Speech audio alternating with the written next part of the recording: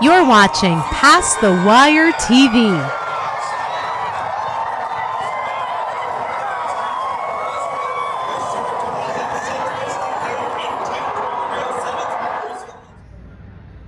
Knowledge.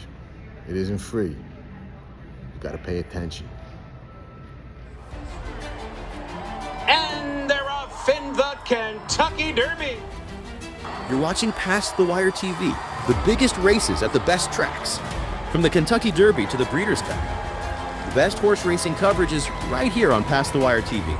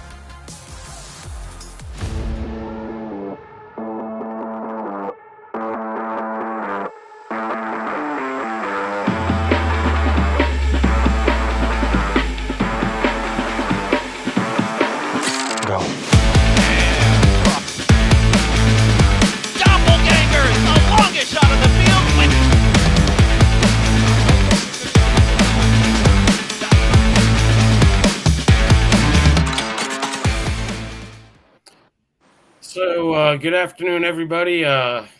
What a special day I have here today. I have the pleasure of having the voice of horse racing for, I don't know, the majority of my lifetime, the great Tom Durkin.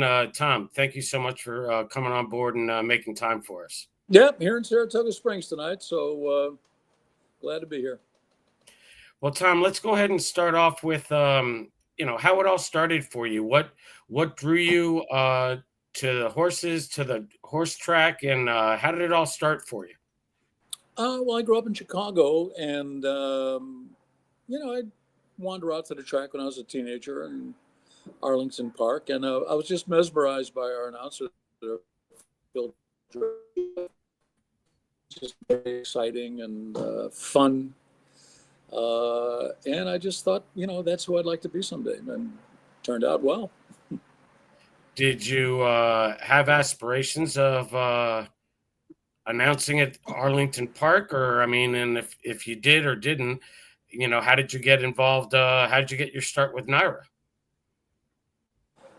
Oh, that was 20 years in the making. I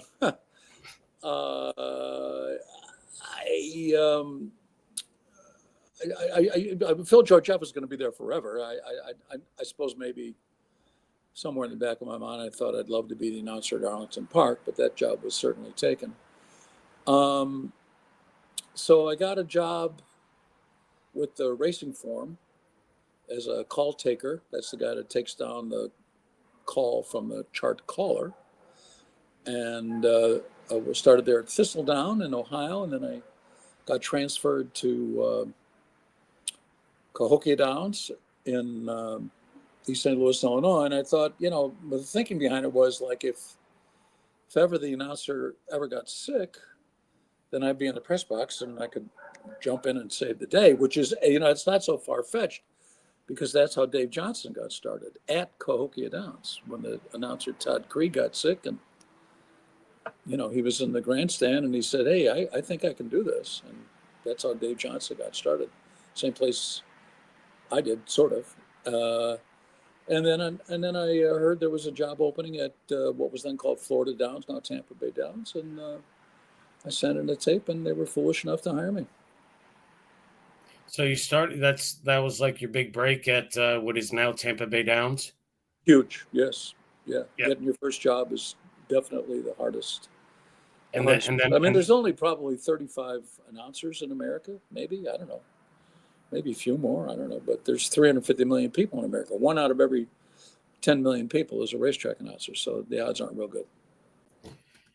And then from Tampa Bay Downs, did you go directly from there to your start with Naira? No, no, no, no, no, no, no, no. I went from Tampa Bay Downs, and then I got a job at Quad City Downs, and then I was offered the job at Cahokia Downs, and then I got a job at Balmoral Park in Chicago. Then I got a job at Hialeah. Then I got a job at the Meadowlands. And when I was at Hialeah, I got the Breeders' Cup job in 1984. So that kind of paved the way for Naira, which I didn't start at Naira until 1990. Well, you brought up the Breeders' Cup, so let's go ahead and you had arguably one of the greatest calls of all time. Obviously, very emotional after 9/11, and you just at the end of the race, you go, "'Tis now wins for America." Was that totally off the cuff? Did you think about doing something like that? Did you how did that come about? I don't know if that was, I used to write down a lot of stuff that were possible things to say. I don't know if I wrote that one down, but it was certainly part of the storyline for that race. The storyline being, part of the subtext was we're in New York City, and this is 2 months after 9/11, and it was the first international sporting event held in New York City since 9/11. A lot of security that day, lots and lots. And so the horse that one was like the best, or the Saki was it Saki or? I think it's like, well, he caught him right at the end. Caught him right at the end. Yeah, but it was just it wasn't jingoistic. It wasn't meant to be that way. But it was just part of the storyline. Big part of it. Well, and then I do remember your last call at Saratoga. I was there closing day. Kind of walk us through. I mean, obviously, you've been the voice of Naira for so long, and the days that maybe led up to your last race call, and perhaps even that last race call of closing day, the year you retired, so to speak. So I'm sorry. The question was. So your last race call at Saratoga, the day that it was your last call, could you lead us up into the emotions that what you felt going, the days leading into that, and then actually the emotions of that last call? Yeah, I was really overwhelmed at the response to that. A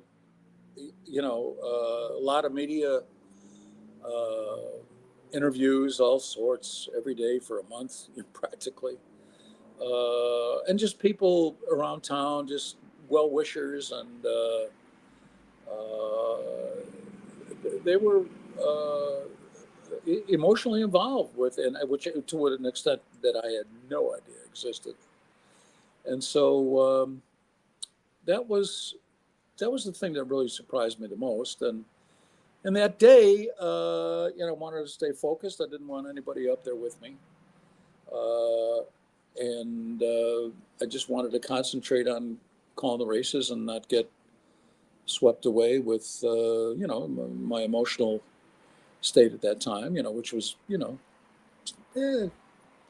bittersweet. It was nice to know that the next day and the day after that and the day after that I wouldn't have to go to work. So that was good. But the bad part about it was I just wasn't going to call races anymore. But I haven't had a problem with that at all. Well,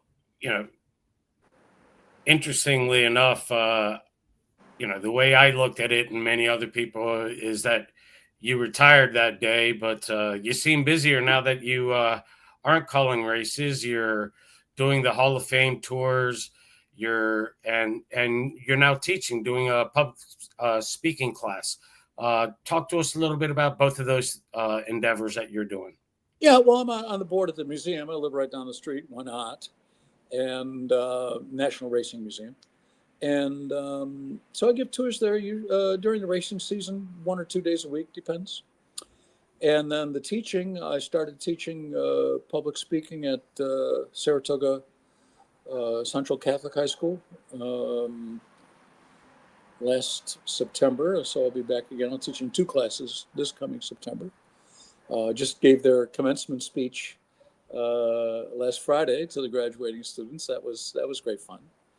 And I find it extremely gratifying,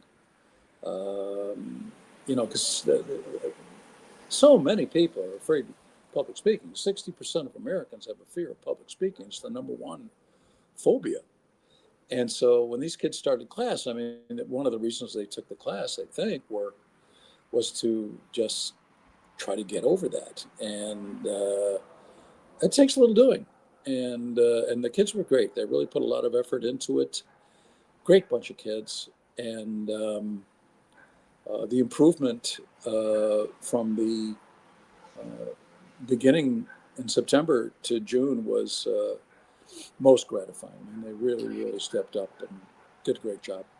Well, let me ask you about that, because I had a huge phobia about public speaking in high school, taking courses in high school and college. And I ended up becoming a golf professional, and in giving classes and group classes, I was very comfortable because I felt in my element. Now, to your students, how do you get them over their phobia of public speaking? I mean, do you try to relate to them individually? Tell us how you help them get over that? Well, individually is very key, but baby steps. I start them out.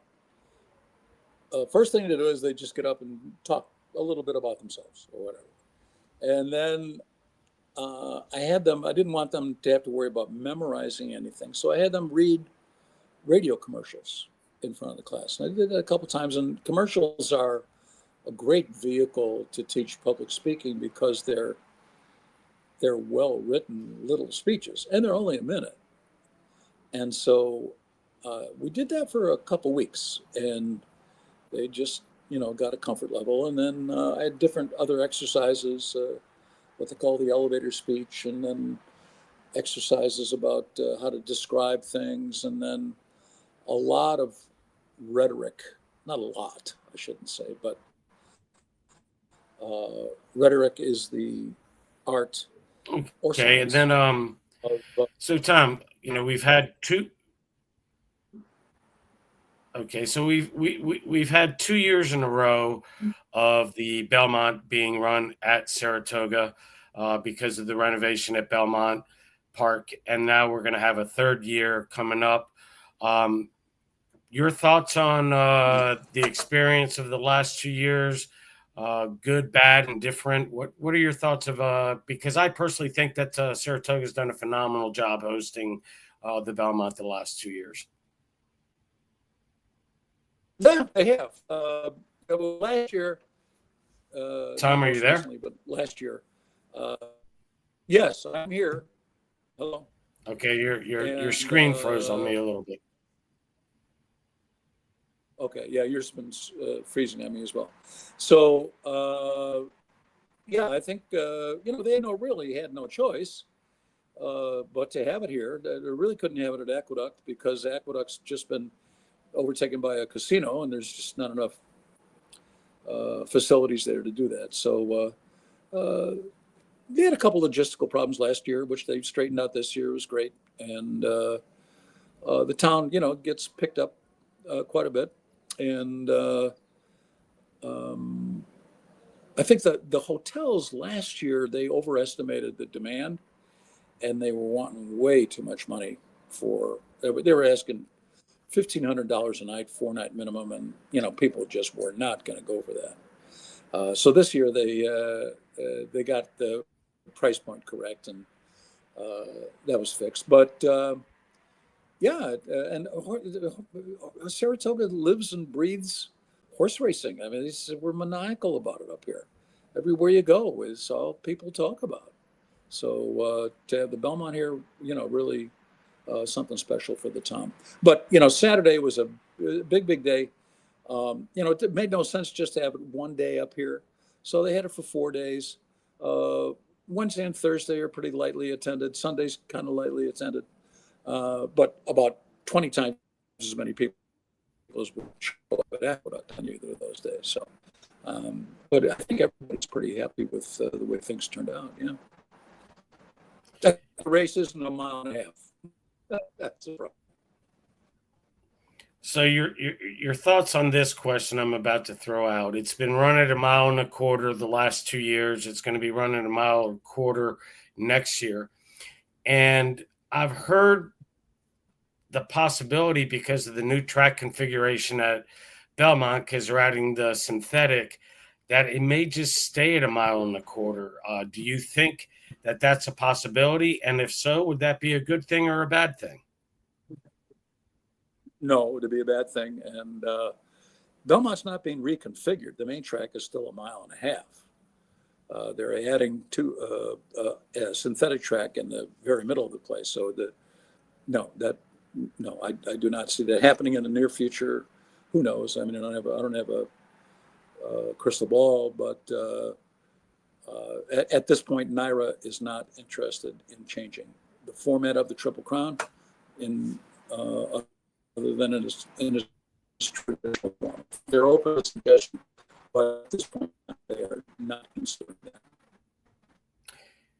Do you think that it would be good to change the spacing of the Triple Crown to maybe do the first Saturday in May, the first Saturday in June, and the first Saturday in July, and space it out that way? Do you think there's a benefit to that or no?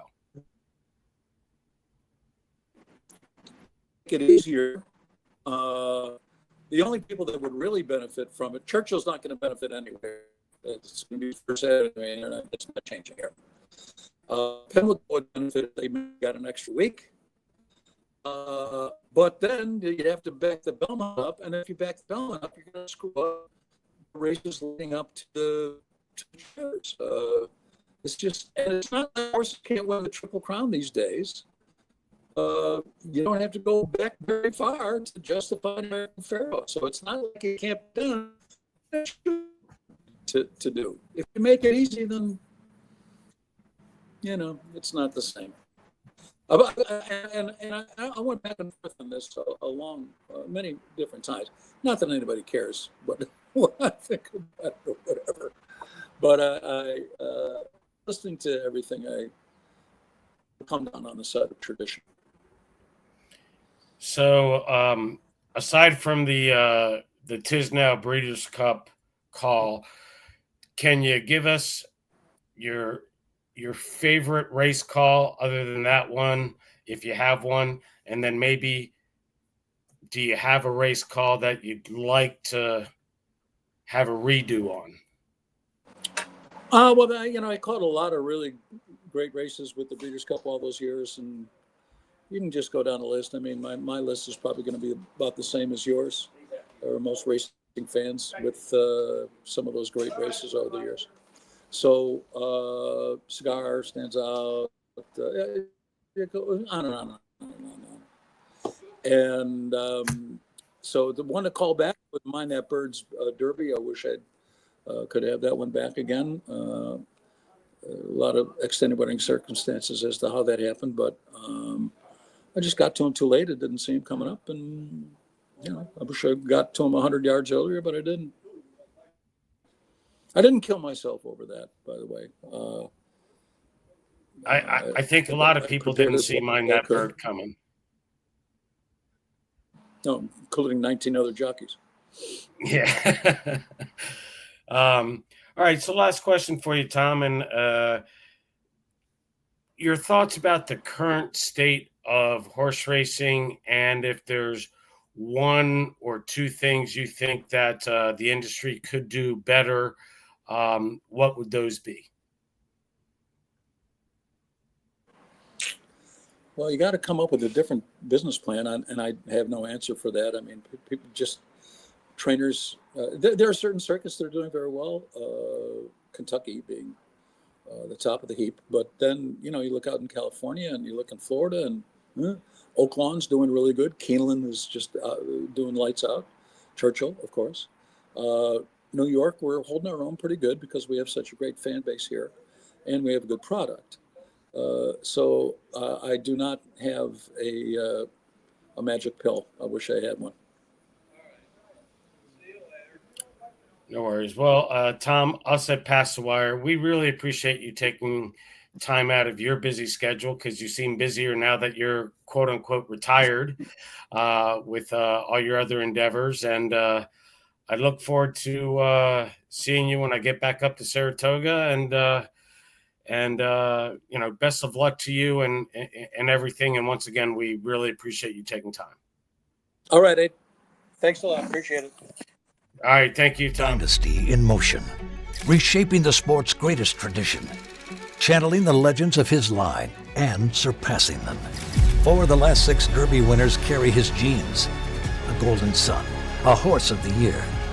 Another chapter written beneath those iconic spires. Derby dreams fulfilled for the titans of our industry. From authentic to sovereignty, a legacy both real and supreme.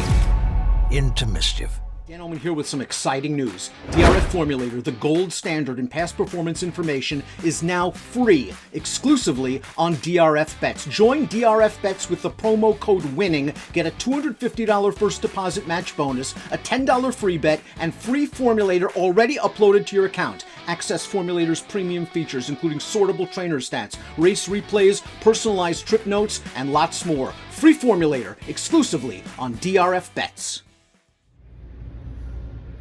Often imitated, never duplicated. If you ain't smooth, you ain't never gonna be a smooth operator. Here comes journalism, here comes sovereignty, and they square off, heading to the final front. Sovereignty wins the Derby! You're watching Pass the Wire TV.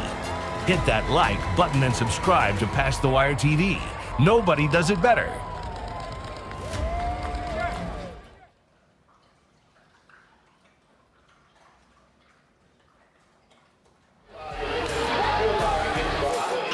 Nobody does it better.